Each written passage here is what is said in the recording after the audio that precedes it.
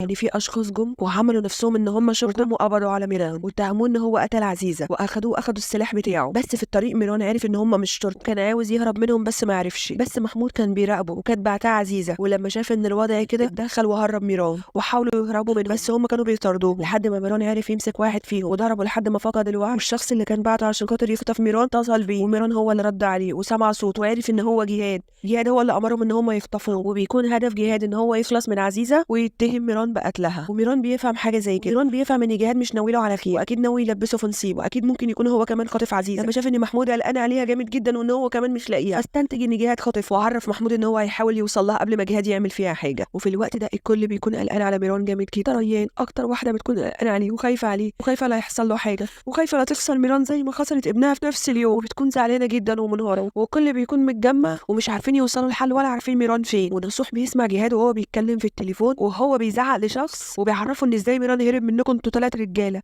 ازاي ميران عرف ان هو يهرب منكم، وبيكون منفعل عليهم جامد جدا. كمان بيجيب سيره عزيزه، فبيفهم نصوح ان جهاد ناوي ان هو يأذيهم. وبعد لحظات بيجي ميران، طبعا بيسلموا عليه وبيفرحوا ان هو جه، وهو ما بيرضاش يعرفهم ان جهاد هو اللي كان خاطفه، وبيعرفهم ان هم ناس انا ما اعرفهمش ليه. وبيكون هدف ميران ان هو يعرف جهاد ناوي على ايه بالظبط. في الوقت دوت ريان بتكون منفعله عليه جامد جدا، وبتعرفوا ان انت مشيت وجريت ورا عزيزه وان انت كنت ناوي تقتلها وما فكرتش فينا ولا بلحظه واحده يا ميران، وما فكرتش انا ممكن هقول لابني ايه لما يتولد ان انا فقدت ابوك في نفس اليوم اللي انا فقدت فيه اخوك، هقول له ازاي حاجه زي كده. وبتكون ريان منهاره عليه جامد جدا، وميران بيقول لها ان انا فعلا ما حسيتش بنفسي، ان انا فعلا ما كنتش قادره استوعب ان ممكن عزيزه تعمل كده في ابني، فما حسيتش بنفسي. بس هي بتعرفوا ان عزيزه ملهاش ذنب، وان هي اللي جت وانقذت ابني، وان اكيد في حد تاني هو اللي ليه يد في كده، وعزيزه مختفيه واحنا لحد دلوقتي ما نعرفش هي راحت فين. وميران بيحاول ان هو يهدي ريان وبيعرفها ان اكيد هنلاقي عزيزه واكيد هتظهر، وان انا ما كنتش اعرف ان هي ملهاش يد في الموضوع ده، وبس انت حاولي تهدي شويه. بس ريان ما بتكونش مستجيبه لكلامه خالص، وبتكون متعصبه جدا وبتكون مقهوره على ابنها اللي هي فقدته. في الوقت ده زهره بتكون عايزه تدخل له، بتحاول ان هي تهدي الوضع ما بينهم هما الاثنين، بس هزار بيعرفها ان انت مالكيش دعوه، ما تتدخليش ما بينهم. تستغرب زهره من اسلوبه، انت ليه بتكلمني بالاسلوب ده؟ وبيكون هزار زعلان من زهره، بيتضايق منها جدا بعد ما شافها وهي نازله من عند محفوظ. ونروح بقى لجهاد، هو حابس عزيزه في البير وبيعرفها ان هو عارف كل حاجه، وان انت السبب في كل المشاكل اللي حصلت لنا، ومن صغري وانا بتعذب بسببك، انت اللي خليتي امي انها تتعذب وابويا يعملها معامله وحشه بسبب حبه ليكي، وامي استحملت كتير وماتت من القهر بسببك انت، وان انا لازم اخلص منك ومن شر وهقتلك بنفس المسدس بتاع ميران عشان يتهموه بقتلك واخلص منكم انتوا الاثنين. عزيزه بتعرفوا ان هي ملهاش ذنب، وان هي لسه مكتشفه الحقيقه قريب، وان انا عملت كل اللي انا عملته دوت عشان خاطر كنت مقهوره على ابني وكنت زعلانه عليه، كنت مفكره ان هو مات في الحريق. بس جهاد ما بيسمعلهاش، بيكون خلاص هيقتلها. جاله نصوح على اخر لحظه بعد ما مشي وراه وفهم ان هو اللي حابس عزيزه، وبيترجاه ان هو ما يقربش منها ولا يجي جنبها، وكل حاجه هتتحل يا جهاد. بس جهاد ما بيكونش عايز يسمع لهم خالص، بيقول له انت بتترجاني عشان خاطر دي الست اللي تعتبر خربت ما بيننا وخربت حياتنا، الست ديت انت كنت بتعامل امي وحش جدا، ما كنتش بترضى تديها ريق كويس، ما كنتش بترضى ان انت تتكلم معاها ولا تديها ريق كويس، وكنت بتسيبها على طول وبتمشي، وعلى طول بتعاملها معامله وحشه، وفي الاخر اكتشف ان انت كنت بتعاملها المعامله دي وماتت بقراء بسبب حبك لدي. نصوح بيفهمه ان امك كانت عارفه كل حاجه من الاول، وان انا ما كذبتش عليها، كنت معرفه ان انا كنت بحب عائشه، ما كذبتش عليها في حاجه. جهاد بيكلمه بعصبيه يقول له يعني دي جزاتها ان هي ربت لك ابنك وحافظت لك عليه وعملتنا احنا الاثنين معامله واحده، وفي الاخر كنت بتهينها وكنت دايما محسسها ان هي بالنسبه لك ولا حاجه، هو دي جزاتها. بس نصوح بيترجاه ان عزيزه خلاص ربنا هداها ومش هتعمل اي حاجه تانية، وما تحاولش انك تقرب منها ولا تيجي جنبها. جهاد لما بيشوفه كده بيكون مستغرب ومتضايق جدا من حب نصوح لعزيزه، ما بيكونش طايقه خالص، بس بيضطر ان هو يسيبهم ويمشي، وهو مش راضي خالص على اللي بيحصل. اما فتون ان ربنا ان شاء الله هيهدها باذن الله، قولوا امين، جالها تليفون من واحد من الرجاله بتوعها، كانت طالبه منه ان هو يراقب محفوظ عشان كانت شاكه ان دلشه معاه، ويأكد لها ان دلشه فعلا معاه، وانا شفتها دلوقتي وهي راكبه معاه العربيه. فبتقول له زي الشاطر كده روح وتاخد دلشه منه، عافيه ذوق ضر، المهم ان انت تاخدها، ولو اضطريت ان انت تقتل محفوظ اقتله، هو خلاص ما بقاش ليه لازمه معايا، وتجيب لي دلشه وتعالى، ويا رب تنجحوا في الخطه دي ما تفشلوش زي كل مره. وبتديهم العنوان اللي هي هتقابلهم فيه كمان ساعه، وبعتت رساله لميران علشان خاطر تعرفوا على المكان اللي هي هتقابلوا فيه وتسلموا دلشه، وتعرفوا ان عزيزه كانت مخبيها طول السنين ديت عنك وحرمتك من امك زي ما حرمتك من ابوك، واخلص منها بقى بطريقتك. بس على الحظ اللي بيستقبل الرساله هو هزار، وبيكون ساعتها قاعد مع ميران، وكان سايب تليفونه وكان رايح يجيب حاجه يشربها هزار، وبيعرف من الرساله ان فتون عايزه تقابل ميران، فاصلا هزار ما بيكونش اصلا مرتاح لها وبيكون خايف منها على ميران، فبيمسح الرساله وبيروح يقابلها هو. اما رجاله فتون بيعرفوا ياخدوا دلشه من محفوظ، وبيكون محفوظ متدمر خالص وبيحاول يتصل باي حد علشان خاطر يجي ويلحقه. اما فتون بعد ما استلمت دلشه وشافت هزار وهو من بعيد، فقالت لها انزلي حاجه، وعندها زي خلل كده او ازمه نفسيه او في حاجه في قواها العقليه، المهم ان هي مشتته يعني من الحبسه اللي طول السنين دي كانت محبوساها. ما هم برضو حرام مش هيجيبوا لنا حد عاقل، لازم يكون في توتر كده، ما تعديش الحلقه على خير، لازم يكون انت عندك ذات نفسك تشتت في الانتباه، فرط في الحركه. المهم حرام عشان ما اكونش جايه عليها قوي، هي باين عليها ان هي غلبانه بس اللي عزيزه عملته فيها ما كانش شويه، فخلينا نشوف ايه اللي هيحصل. وفي الوقت ده هزار بيروح المكان اللي فتون قالت له عليه في الرساله، وبيروح ما بيلاقيش اي حاجه لحد ما بيلفت نظره من بعيد ان في ست جايه لابسه طرحه بيضه، وبيكون مستغرب الست دي اللي موجوده في مكان زي ده، مفيش اي وسيله مواصلات ممكن ان هي توصلها، وبيقرب منها على امل ان هو يساعدها. كل ما يقرب اكتر كل ما قلبه بيدق اكتر، كل ما بيقرب اكتر كل ما قلبه بيدق اكتر، لحد ما يقرب منها خالص وبيبص في وشها. اول ما بيشوفها بيعرفها على طول، بيعرف ان هي دلشة. يكون مستغرب ورجله مش شايلاه، معقوله دلشة عايشه وقدامي ومسكها بايديا؟ بيكون مستغرب خالص، في الوقت بيعيط. هي بتعرفه اول ما بتشوف تعيط هي كمان، وبتعرفه ان ميران ابننا مات يا هزار، ابننا مات وانا اديتك عشان خاطر تيجي وتنقذني بس ما لحقتنيش، وقعت في ايد عزيزه اسيره تحت ايديها السنين اللي فاتت دي، ليه سبتني يا هزار وما دورتش عليا؟ وبيعرفها ان انا عرفت ان انت ما اعرفش ان انت عايش، وبيحاول يفهمها ان ابننا عايش وما ماتش، بس هي بتكون مقتنعه ان ابننا مات وان انا مسكت هدومه وكانت كلها متغرقه بالدم ورحت القبر بتاعه، بس بيحس منها انها تايهه ومش مركزه وان هي متاثره نفسيا بكل اللي حصل لها في الفتره اللي فاتت دي، ومقتنع ان ميران مات ومش عارف يغير لها الفكره. فبيفكر الاول ان هو يوديها بيت شكران مش موجوده هناك وموجوده عندي في القصر، فالافضل ان انا اهيئها نفسيا الاول واحاول اعرفها ان ميران عايش، وبعد كده اخليها تقابل امها وتقابل ميران، وبيكون هياخدها ويمشي خلاص. وبيقابل فتون بتوقفه بالعربيه وبتعرفه قد ايه ان هي انقذتها من ايد عزيزه، وان عزيزه هي اللي خبتها طول السنين اللي فاتت دي، وقد ايه ان هي اتاثرت نفسيا وشكلها ان هي تعبانه جدا يا هزار، بس هو بيعرفها ان هو هيقف جنبها لحد ما صحتها تتحسن وان هو مش هيسيبها، وبيشكرها وبيمشي. طبعا بيكون مخنوق جدا من عزيزه ونفسه ان هو يولع فيها بايديه. نرجع تاني لفتون، اتصلت بعزيزه وعرفتها خلاص يا عزيزه الشا بقت بين ايديا وهسلمها لميران، وبعت له رساله وهو جاي دلوقتي علشان خاطر يقابلها ويشوف امه، واستقبلي اللي هيحصل فيكي يا عزيزه. وعزيزه بتترجاها بتقول لها ما تعمليش كده، استني لازم اتكلم انا مع دلشا الاول. قالت لا لا لا لا تتكلمي مع دلشا ايه وتخوفيها وما تعرفش ميران ان انت اللي كنت حابساها طول السنين اللي فاتت دي، انت يرضيكي يا عزيزه؟ لا لازم تحكي لابنها على كل حاجه، هو يتصرف معاكي بقى وربنا يعينك على الايام اللي جايه. تتنرفز منها عزيزه تجري جري بعد ما اخدت منها العنوان علشان خاطر تروح تقابل دلشا، ونصوح بيحاول يهدي فيها وبيعرفها ما انت كنت كده عايزه تطلعي دلشا وتديها لميران، طيب ما خلاص ما هو كده هياخدها. قالت له مش هينفع يا مشين، لازم انا اللي اقابلها الاول. فبيقول لها ليه انت تقابليها الاول؟ قالت له لاني انا قايله لها. فنصوح بيقول لها قايله لها ايه يا عزيزه؟ اصل انا في الماضي يا نصوح قلت لها ان ميران مات ووريتها القبر بتاعه وحطيتها هدومه وهي متغرقه في الدم، هي اقتنعت ان ابنها مات، فهي مش هتصدق ان ابنها عايش غير لما انا اقول لها بنفسي. ونصوح بيقول لها الله يخرب بيت مامتك يا عزيزه، ليه ياما عملتي كده ياما؟ اهو اللي حصل بقى يا نصوح، كان لازم اخد حق ابني، ودلشا كان ايه ذنبها؟ قالت له ما هي كانت بتحب ابنك فكان لازم اخد حق ابني بقى.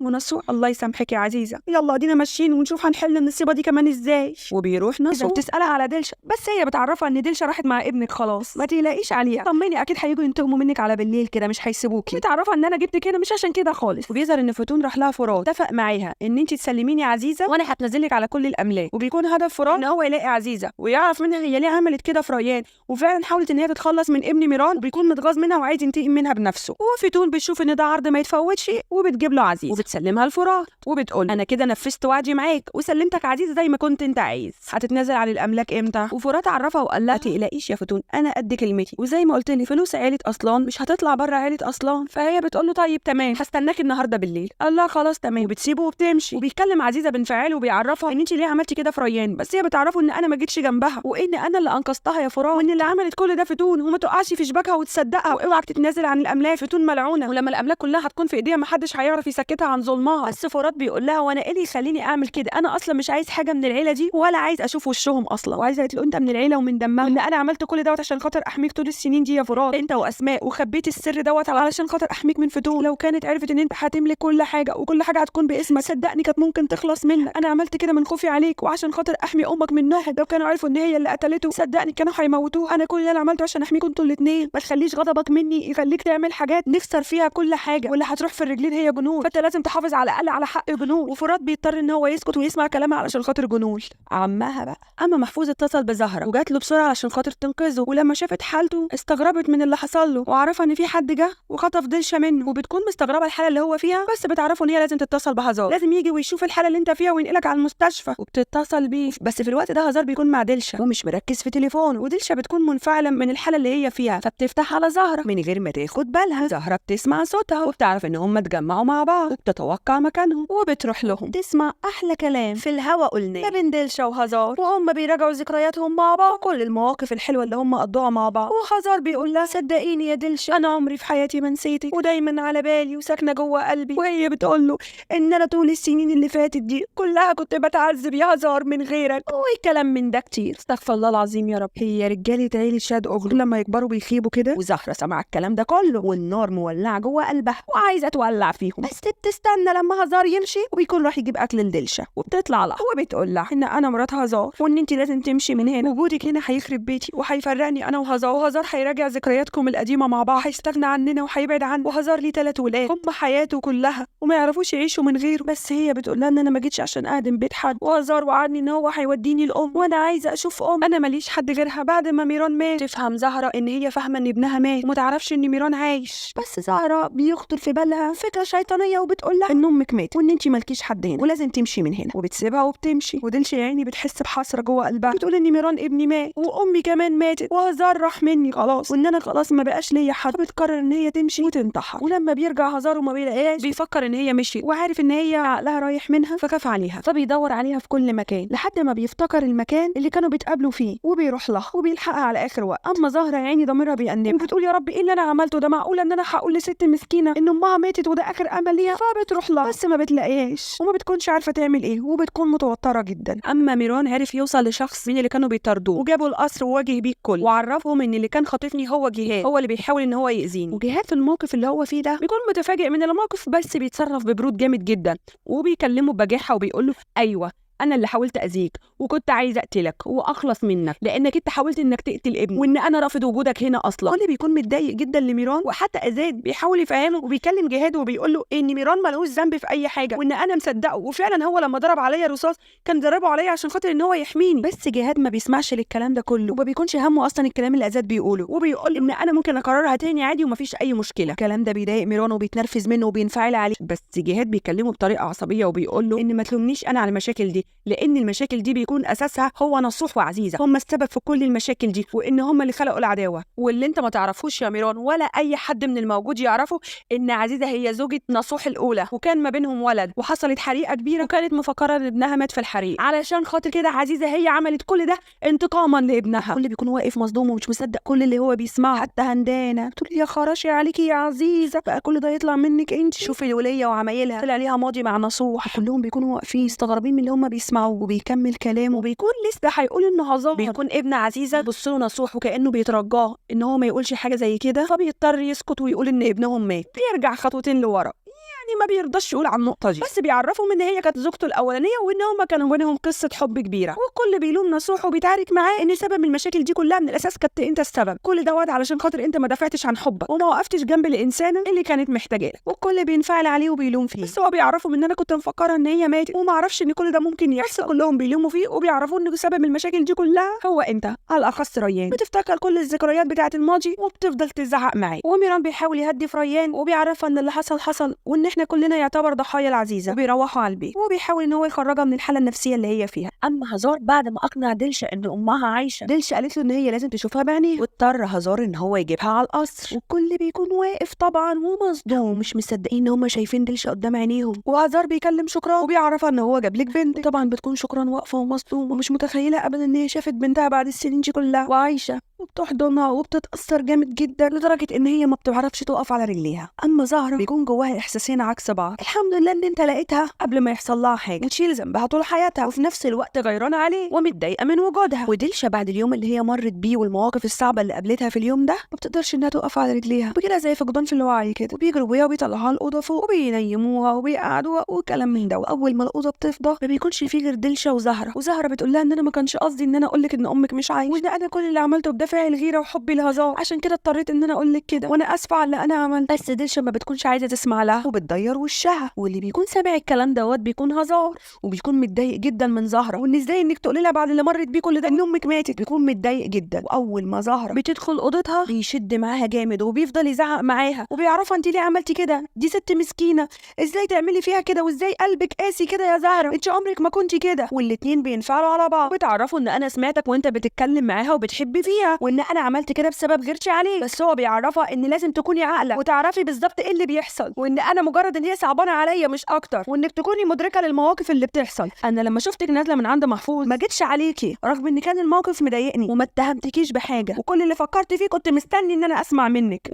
تفضل زهرة بس بتقول له ان انا عملت كده عشان خاطر ان انا احافظ على بيتي، وان انا رحت له عشان اقول له ان هو يبعد عنا، وان انا مش عايزاه يظهر في حياتي لاني مش عايزه بيتي ان هو يخرب ويبوظ، وان كل اللي انا طالباه ان انا احافظ عليك وعلى بيتي وعلى اولادنا. هو ده كل اللي انا كنت بفكر فيه. المهم ان زهرة بتزعق مع هزار وهزار بيزعق مع زهرة، وحسهم بيكون عالي جدا والقصر كله بيكون سمعه. ونسيبهم بقى يتحاركوا مع بعض شويه، ونروح لمين؟ للي بيحبوا في بعض شويه، والحب مولع في الدور. وميران بيقول لها هي هي وهي بتقول له هو، والاثنين شغالين هي ومي والفيل صديقي، لحد ما بيجي الميران تليفون وبيقطع قعدتهم مع بعض، وبيكون التليفون من الشرطه، وبيعرفوا ان انت لازم تجي لنا دلوقتي. وبيقلق ميران، وريان برضو بتقلق، وبيروح ميران، وبيكون لسه الظابط ما جالهوش، بتتصل بيه ريان وبتكون قلقانه جدا، وبيعرفها ان لسه الظابط ما كلمنيش وما عرفتش ايه اللي حصل، فبتقول له خلاص سيب التليفون مفتوح عشان اكون مطمنه. وبيدخل الظابط وبيكلم ميران، وبيعرفه ان قبر مامتك لقيناه مفتوح وكمان فاضي وما فيهوش حد. تقرب ميران وبيكون قلقان جدا، وبيستنتج على طول ان عزيزه ممكن تكون هي اللي عملت كده. لما بتسمع المكالمه ريان بتستنتج ان ميران هيروح لعزيزه واكيد ممكن يعمل فيها حاجه، فبتروح هي كمان على هناك، وميران طبعا بيروح لعزيزه. وفي الوقت دوت عزيزه راحت هي وفرات القصر يعملوا عامله سودا لفتون ويضربوها ضربه قاضيه، وبتكون فتون اصلا مستنيه عشان خاطر يديها ورقه التنازل عن الاملاك. واول ما بتشوفهم بتقول له ايه ده، انت جايب اللي اسمها عزيزه دي معاك ليه؟ هي دي اصلا ملهاش حاجه، ده احنا كده كده هنمشوها من هنا، انت جايبها انها تقف معاك وتحرسك ولا ايه؟ فعزيزه بتبص لها بكل فخر وبتقول لها ان انا جايه عشان خاطر اقعد في القصر ونمشوكي انت منه. ففتون بتقول لها نعم يا اختي، ليه ان شاء الله؟ هو انت يا ابني مش وعدتني وقلت ان انت هترجع الاملاك كلها لعيله اصلان؟ قال لها ايوه فعلا انا قد كلمتي، والاملاك كلها هتبقى في ايد عيله اصلان مش هتطلع براها، وادي الاوراق اللي تثبت كلامي. فبتبص في الاوراق وبتقول له هو انت في ايه مالك؟ الاملاك كلها مكتوبه باسمك، انت ما تنزلتليش عن اي حاجه. فعزيزه قلبي يا ناس حبت تقهرها بنفسها وقالت لها اصل يا فتون فرات بيكون ابن اخوكي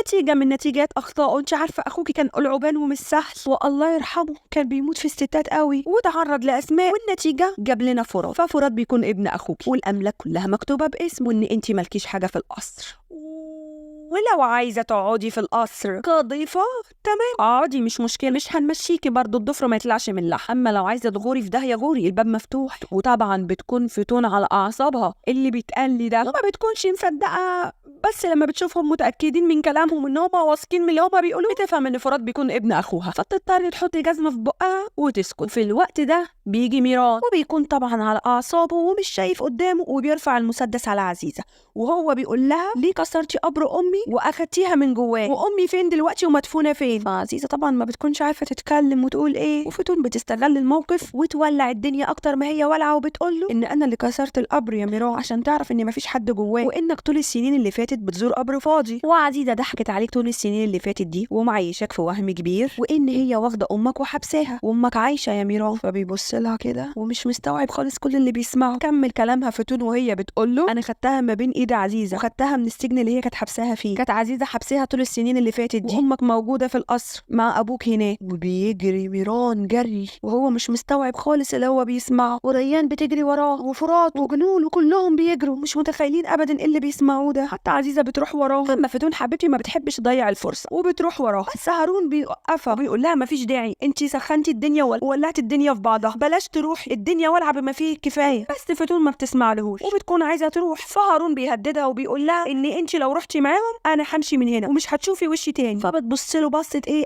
اعلى ما في خيلك اركبه، وبتسيبه وبتمشي. وهارون بيتضايق منها وبيقرر ان هو ياخد دارين ويروح يقعدوا في الفندق. اما ميران بعد ما بيوصل القصر بيجري يكلم ابوه وبيقول له هو صحيح اللي انا سمعته ده وان امي عايشه؟ زار بيقول له ايوه امك طلعت عايشه فعلا. وبتنزل دلش طبعا بتكون شغاله موسيقى في الخلفيه، والمشهد دوت اصلا اخد له بتاع ربع ساعه وهي نازله من على السلم، كاننا بالظبط بنتفرج على فيلم هندي. قرب منها ميران ويكون كله شوق ليها ولهفه، بس رد فعلها بيكون غريب على ميران وبتقول له انت مين؟ فبيقول لها ان انا ابنك. قالت له لا انا ابني مات، اكيد حد كذب عليك وعرفك ان انا امك. انا مش امك، انا ابني مات. وبيكون مصدوم خالص ميران ويحاول يعرفها ان انا ابني، وان عزيزه كذبت عليك وقالت لك ان انا مت، وعرفتني كمان ان انت كمان مت، وان انا لسه عارف. بس هي ما بتكونش مستوعبه خالص كل اللي بيحصل. وبتدخل عزيزه وبيبان على دلشة نظرات الخوف منها، كل اللي بيكون مهاجمها بطريقه جامده جدا وبيكونوا كلهم منفعلين عليها، وهي بتحاول تعتذر لهم وتعرفهم ان انا ما كانش قصدي اعمل كده.